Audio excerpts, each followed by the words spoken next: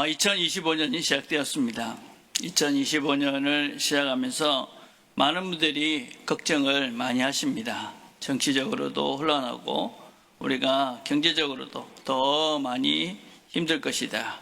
그래서 힘든 한 해가 될 것이다. 이런 걱정들을 하십니다. 근데 과연 우리가 이렇게 경제적으로 어려우면 힘든 삶을 사는 것일까요? 우리의 수입이 좀 줄어들고 우리가 뭔가 구입해야 되는 것들을 조금 적게 먹고 적게 쓴다고 우리의 삶은 당연히 힘들어지고 고통스러운 그런 삶을 사는가 하는 것입니다. 우리가 이런 생각들을 자연스럽게 하는 것은 지금 이 세상이 유물론적인 사고, 그러니까 물질이 없으면 곧 그것이 우리의 삶을 공고하게 힘들게 한다라는 그런 사고가 우리의 모두의 생각 속에 깊이 박혀져 있기 때문에 경제가 어렵다라는 것은 곧 우리 인생이 힘들어진다라는 것과 동일한 의미로 생각을 합니다. 그런데 그것이 과연 맞는가 하는 것입니다. 행복은 양이 아니다 횟수다, 그런 말이 있습니다. 그러니까 얼마나 좋은 것, 비싼 것을 내가 소유하고 그것을 가지느냐 있는 것이 아니라 얼마나 자주 행복한, 만족한 느낌을 가지느냐 하는 것이 진정한 행복한 삶을 사는 근거다 이야기를 합니다. 제가 지난주에 읽은 책 중에 인생의 의미라는 책이 있습니다. 이 책은 노르웨이 작가인 토마스 에릭슨이라는 분이 쓰신 책입니다. 이 노르웨이라는 나라는 그렇게 부유한 나라가 아니었습니다. 그런데 석유가 나오기 시작하면서 아주 풍요로운 나라가 되었습니다. 그리고 그것이 가져온 물질적인 풍요는 소비 중독 사회가 되었다, 그렇게 반성을 하고 있습니다. 여러분, 습관이라는 것은 반복적인 행위를 해서 뇌에 길이 나서 그 길을 따라서 그냥 자동적으로 생각 없이 하는 것이 습관이라고 그랬습니다. 중독은 길이 나 있는 정도가 아니라 이것을 하지 않으면 불안하고 염려돼서 정상적인 생활을 하지 못하는 것을 말합니다. 의존적 상태가 되었다 이야기하죠. 그래서 마약이나 술이나 담배나 오락이나 핸드폰이나 영상이나 이런 것들입니다. 소비 중독 사회가 됐다는 것은 무엇이냐면 뭔가 새로운 것을 사지 않으면 불안해하는 것입니다. 또 내가 어떤 물건을 사는 것으로 인해서 마음의 허전함이나 불안감들을 씻어내려는 것이 바로 소비 중독 사회, 소비에 중독됐다. 우리 지금 사회는 어쩌면 뭔가 늘 돈을 주고 뭔가를 구입하지 않으면 사는 것 같지 않은 소비 중독 사회가 된 것 같습니다. 내가 저것을 가지지 못하면 뭔가 손해를 보는 것 같고 또 모자라는 것 같고 뭔가 내가 필요하기 때문에 구입하는 것이 아니라 그냥 돈이 있으니까 사고 의미 없는 구매를 또 광고에서 떠들고 있기 때문에 내가 그냥 그것을 사야 될 것 같은 그런 소비 형태를 가지고 있다는 것이죠. 이것이 바로 소비 중독된 상태다라고 말할 수가 있습니다. 옛날에는 집에 들어와서 느꼈던 방 아랫목의 따스함이 이제 더 이상 행복이 아닙니다. 하얀 밥 안에 있던 노란 계란 하나가 우리에게 행복을 주지 않습니다. 짜장면 한 그릇이 우리에게 그렇게 감사하지 않습니다. 설날이나 특별한 날 받았던 그 새 옷, 새 양말이 더 이상 우리에게 감동을 주지를 않습니다. 우리가 3년에나 겨우 한 번 가는 수행여행이 더 이상 그 여행이란 단어 자체가 어떤 설렘이나 우리에게 기쁨을 제공해 주지 않습니다.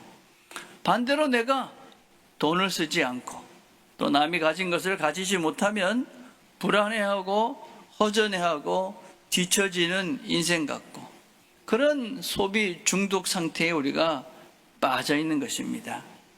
광고의 홍수 속에서 광고가 말하는 대로 내가 소비하지 않고 살면 정상이 아닌 것 같은 그런 잘못된 생각 속에 우리가 살고 있습니다.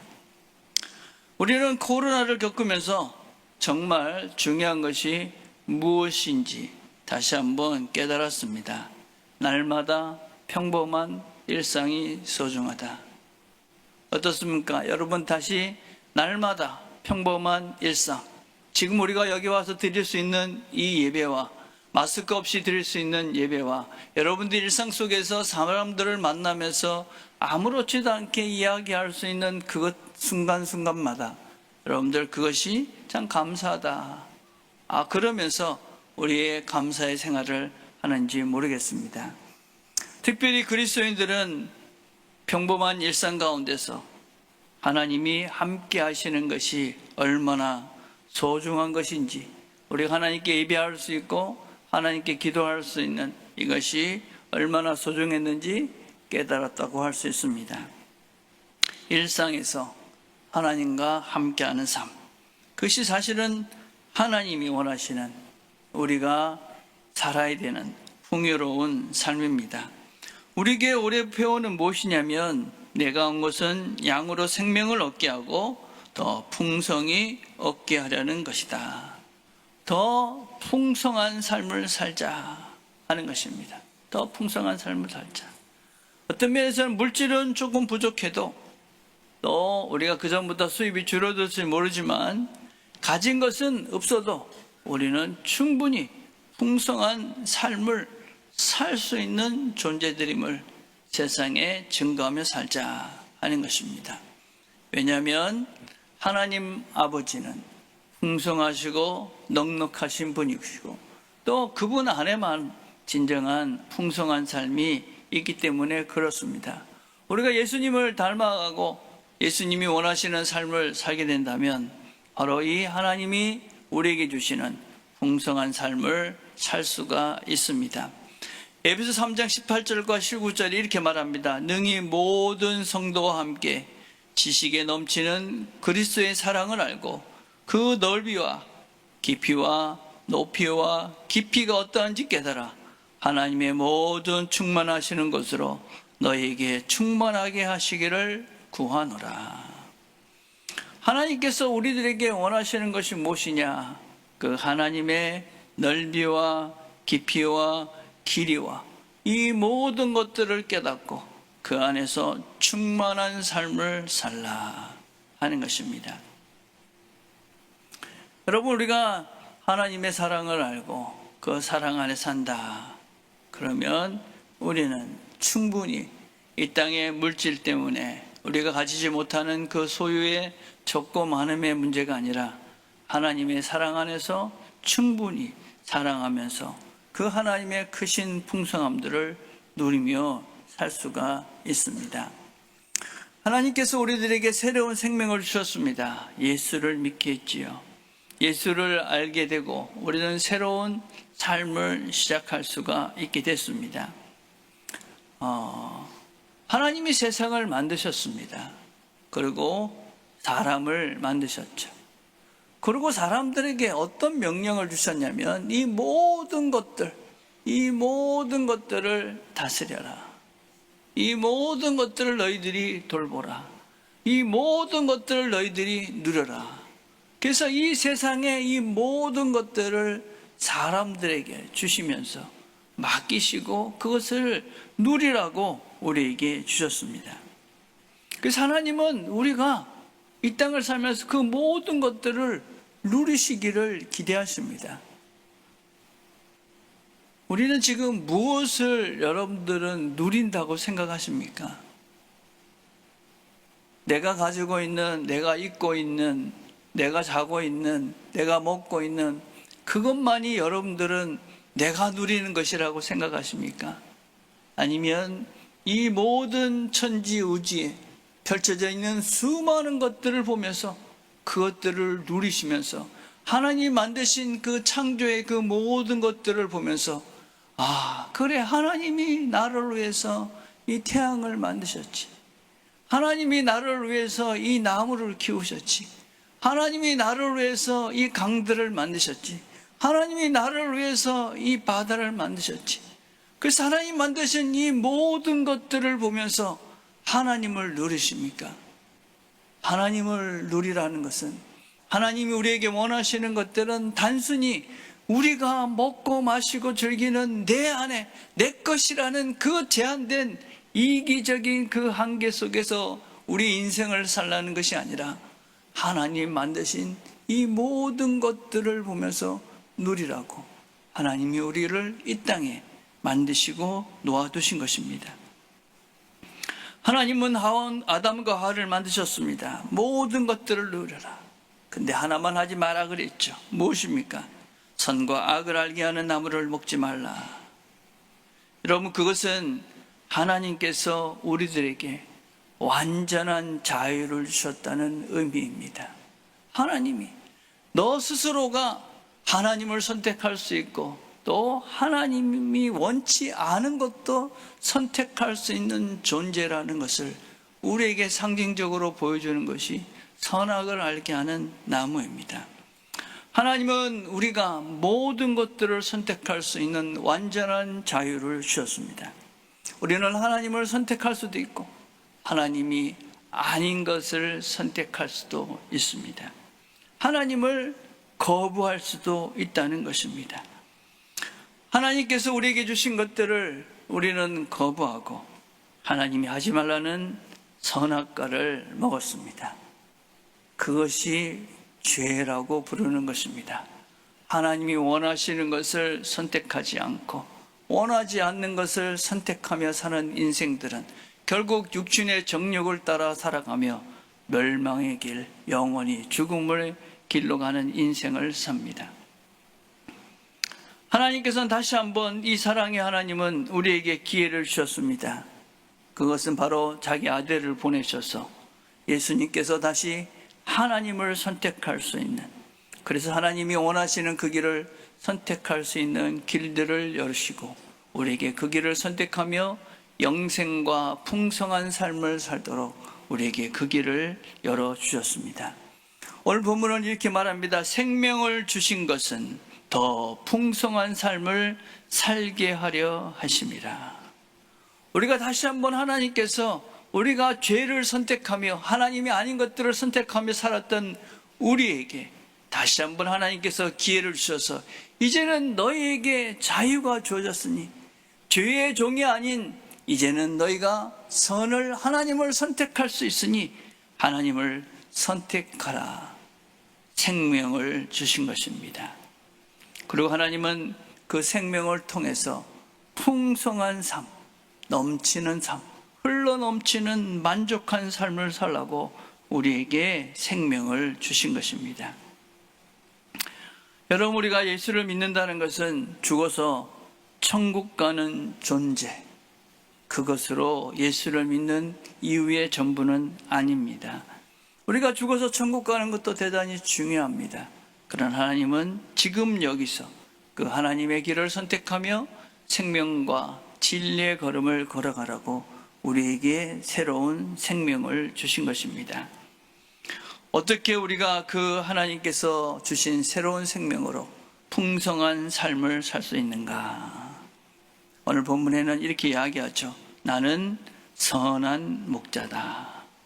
선한 목자는 양들을 위하여 목숨을 버린다. 예수님이 우리의 목자 되신다 하는 것을 우리가 기억하며 사는 것입니다. 예수님은 나의 선한 목자고 나는 그의 양이다. 하나님이 우리의 목자가 되신다 하는 것은 하나님은 우리를 돌보시고 계신다 하는 것입니다. 우리는 양으로 그분의 돌봄을 받고 있는 존재다. 그래서 우리는 우리 인생의 전부를 스스로 책임지면서 내가 무엇을 다 하면서 살 필요가 없습니다.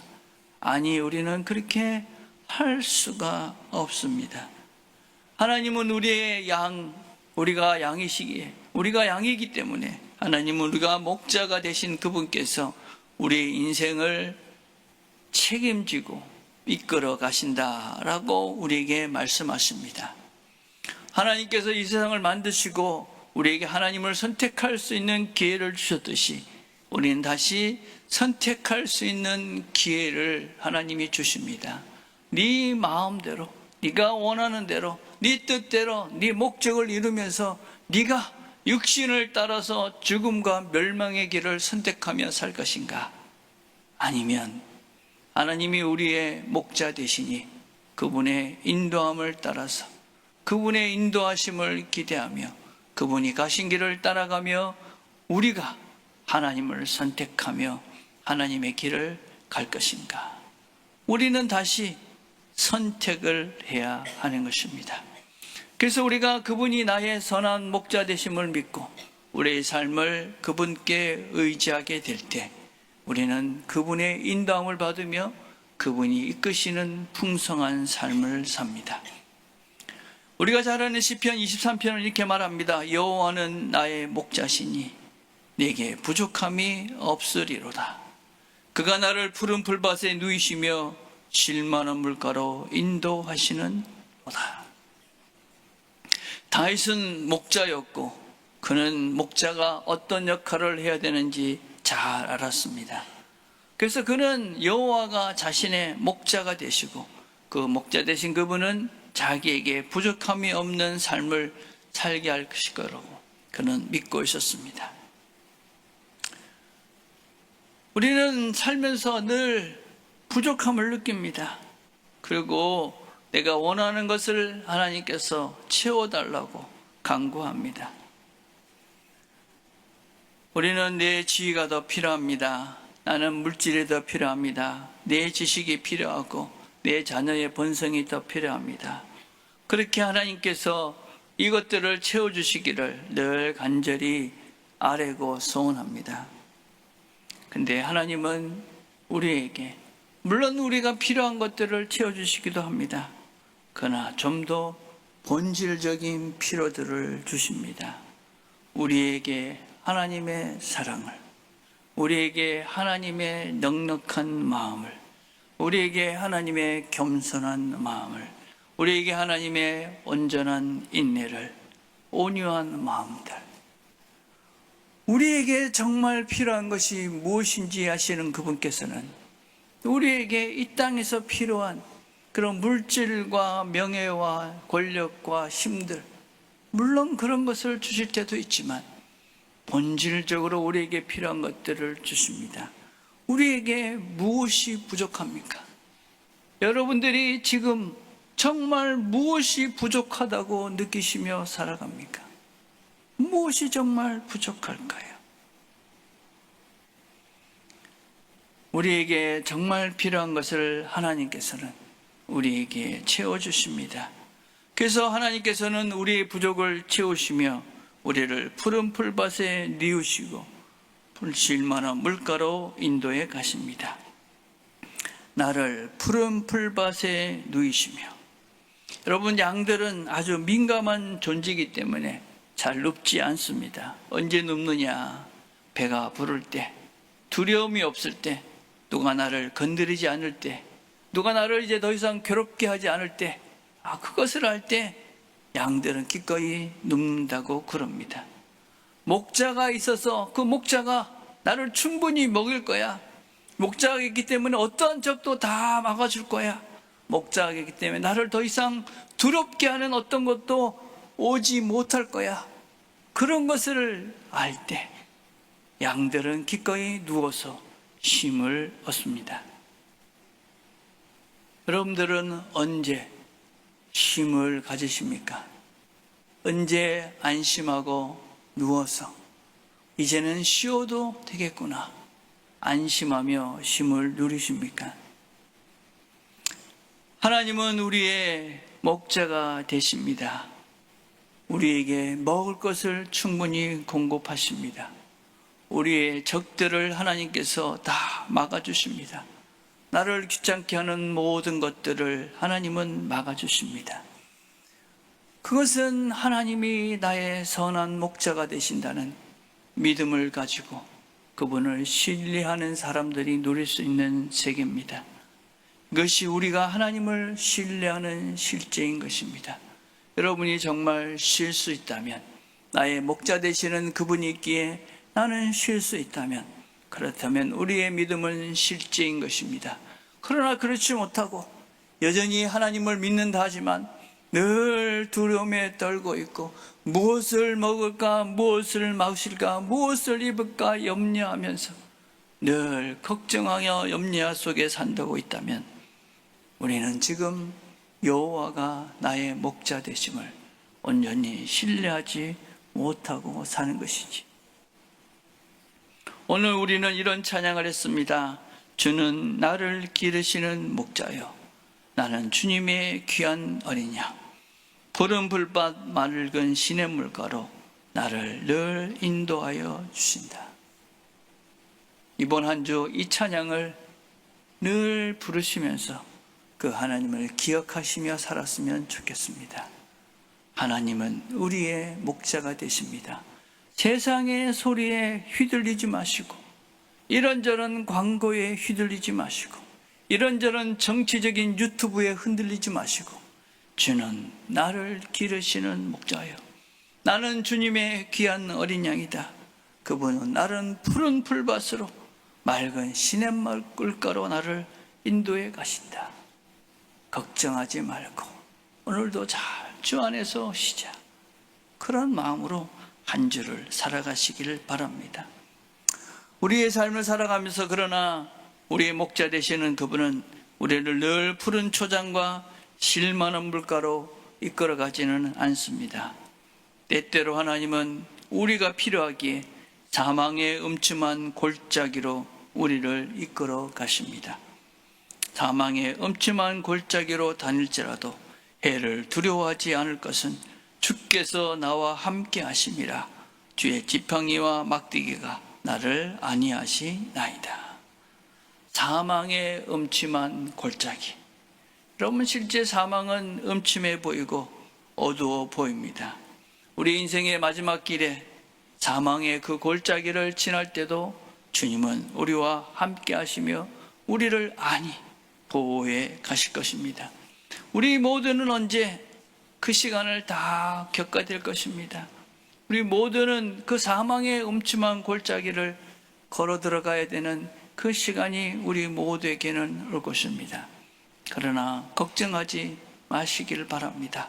그 시간에도 하나님은 나와 함께 하십니다. 그래서 그 길을 우리가 잘 지나갈 수 있도록 하나님은 우리와 함께 하시며 그 길을 가는 날을 도우실 것입니다. 우리는 인생이라는 그런 골짜기도 경험하게 될 것입니다. 음침한 골짜기 같은 삶, 그런 삶 속의 고통의 순간을 우리가 지날 때도 있습니다. 그러나 우리는 그런 골짜기를 다닐지라도 두려워할 필요가 없습니다. 뭔가 잘못될 것이라고 걱정할 필요가 없다는 것입니다. 이것으로 해서 내 인생이 끝나고 이것 때문에 내 인생이 절망으로 끝날 것이다라고 두려워하실 필요가 없다. 왜냐하면 주께서 나와 함께 하심이기 때문에 그렇습니다. 어떤 순간도 하나님께서 함께 하시는 그 순간은 지날 때 그 시간을 지나는 우리는 괴롭지만 결국은 하나님의 역사인 것들을 보게 됩니다. 욥이라는 사람이 있었습니다. 욥은 대단히 위대한 신앙인이었습니다. 그들이 욥기 1장 5절에 보면 그들이 차례대로 잔치를 끝내면 욥이 그들을 불러다가 정결하게 하되 아침에 일어나서 그들의 명수대로 번제를 드렸으니 이는 욥이 말하기를 혹시 내 아들들이 죄를 범하여 마음으로 하나님을 욕되게 하였을까 함이라. 욥의 행위가 항상 이러하였더라.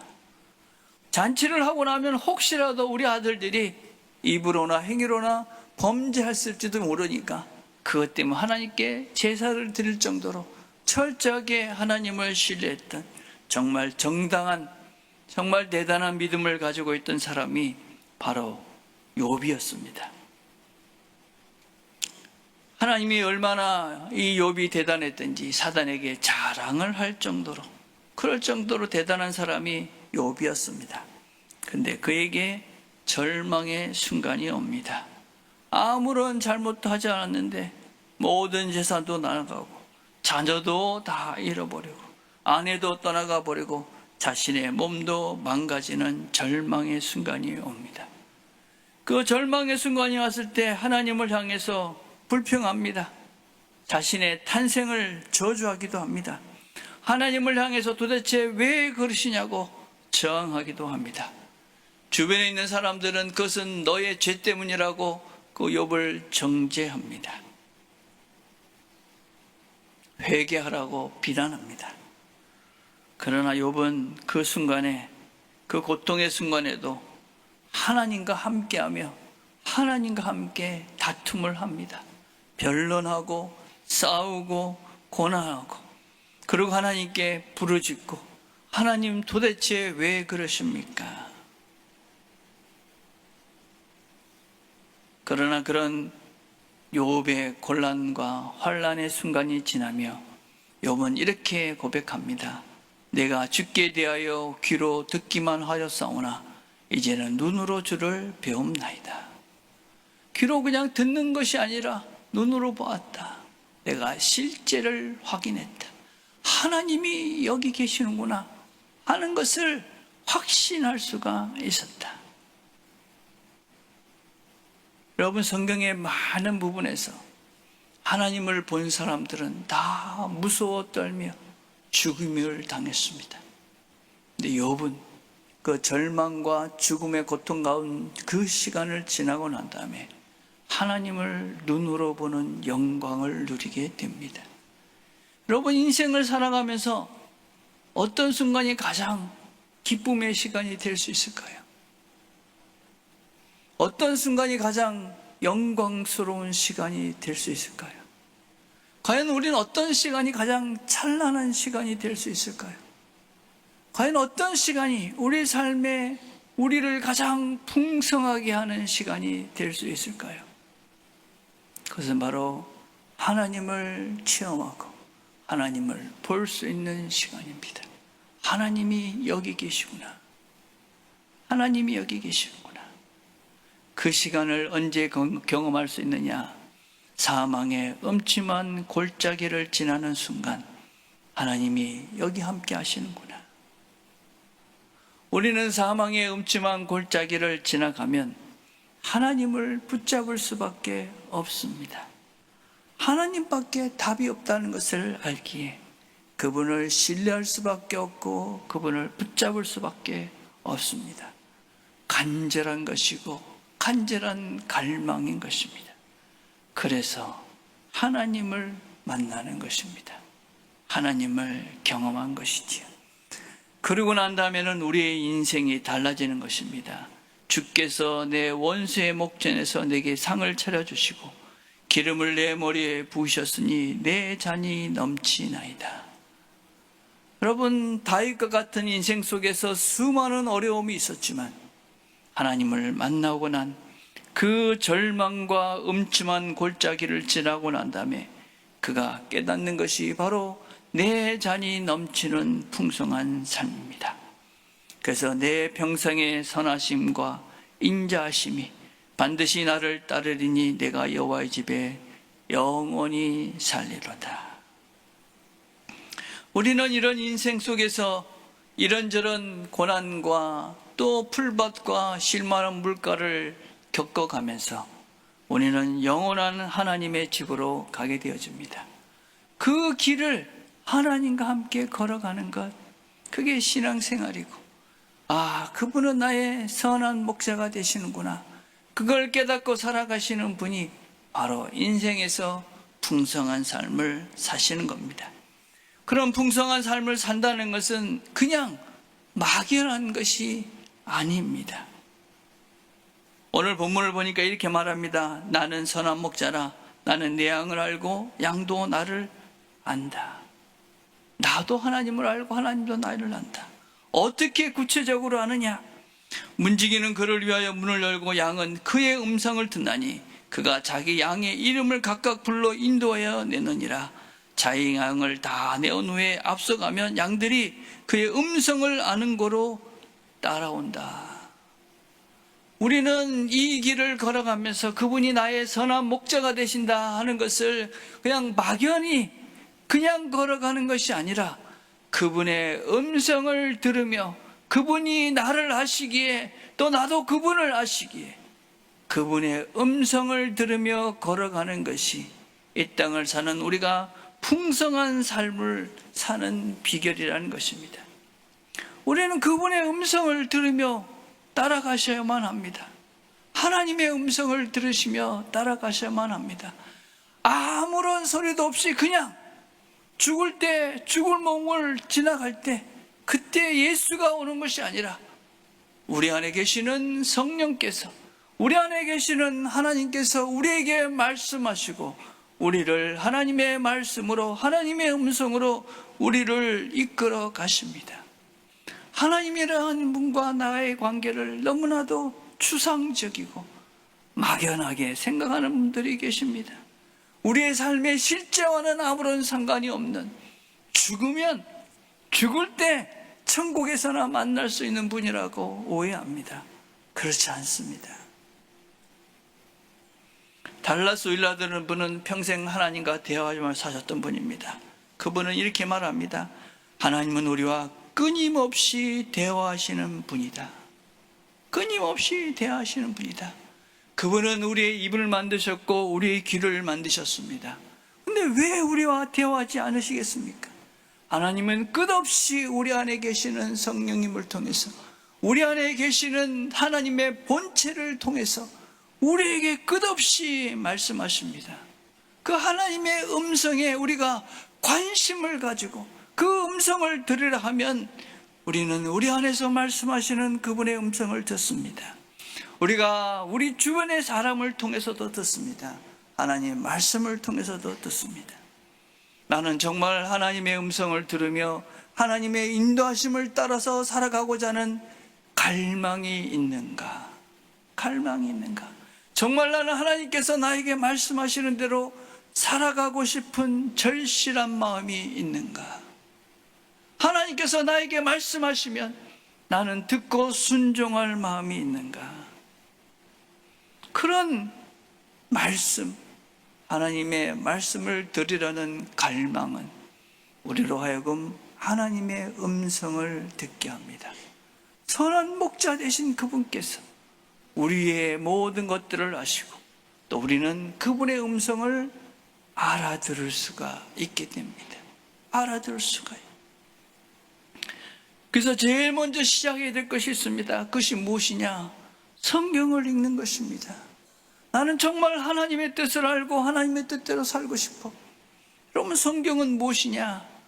하나님께서 우리에게 내가 너희들과 대화하고 싶다고 주신 하나님의 말씀인 것이죠. 이 성경은 내가 너희들과 이야기하며 살고 싶다.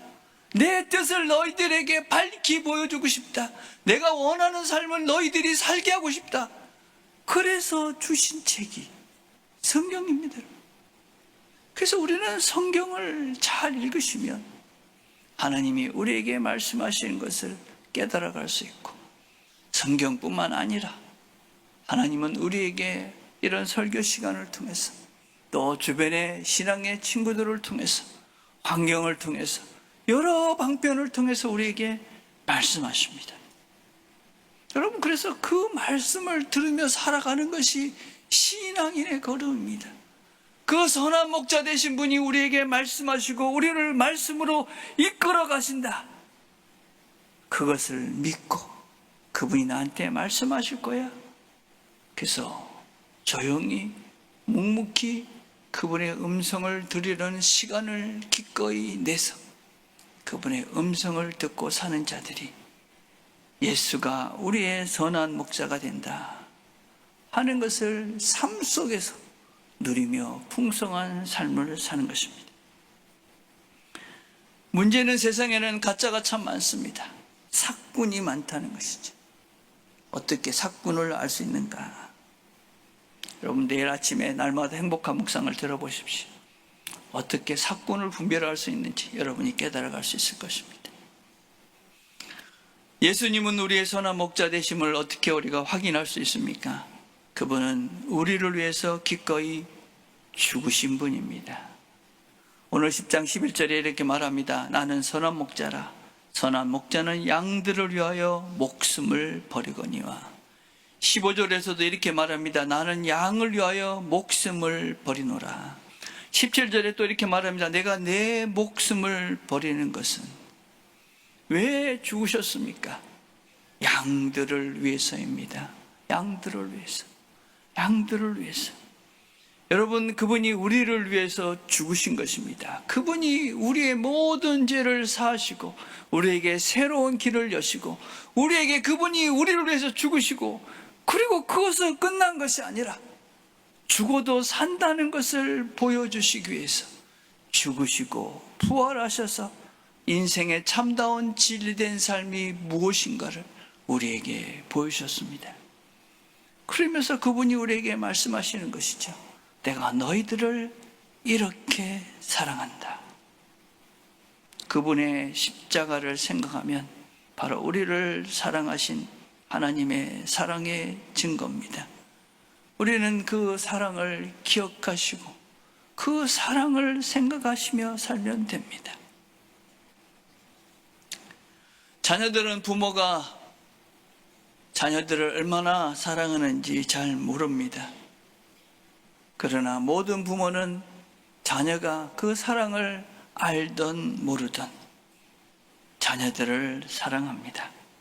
그리고 부모는 자녀를 위해 기도하고 자녀를 도우려하고 자녀들을 마음에 두고 살 수밖에 없는 것이 부모입니다. 어느 순간 자녀들도 그 부모의 사랑을 압니다. 그리고 그 사랑을 알게 되는 순간 우리의 삶은 달라질 수가 있습니다. 여러분, 하나님의 사랑이 그런 것입니다. 하나님은 무한하신 분이고 하나님은 모든 것들을 소화하신 분입니다. 그 하나님은 우리가 그 사랑을 알든지 모르든지 느끼든지 느끼지 못하든지 그분은 우리를 사랑하시는 겁니다. 그리고 그분은 우리에게 늘 너무나도 큰 소리로 말씀하십니다. 그래서 우리가 그분의 음성에 귀를 기울이면 우리는 그분의 음성을 들을 수가 있습니다. 여러분, 나중에 한번 주보를 보십시오. 주보를 보시면서 우리가 아침에 깰 때 이것이 가장 먼저 드는 생각 중 하나여야 한다. 주님, 제게 말씀하십시오. 제가 귀를 기울입니다. 주님의 음성 듣기를 원합니다. 여러분, 그렇게 하루를 시작하신다면 하나님께서, 선한 목자 되시는 그분께서 우리에게 말씀하실 것이고 우리는 그 음성을 들으며 하나님이 기뻐하시는 그 길을 걸으며 하나님이 준비해 놓으신 풍성한 삶을 우리가 살게 될 것입니다. 새로운 한 해를 시작합니다. 말마다 우리에게 말씀하시는 그 하나님의 말씀을 들으며 어떤 어려움과 어떤 형편 속에서도 하나님의 사랑 때문에 부족함이 없는 만족한 삶, 감사하는 삶이 되시기를 주님의 이름으로 축복을 드립니다.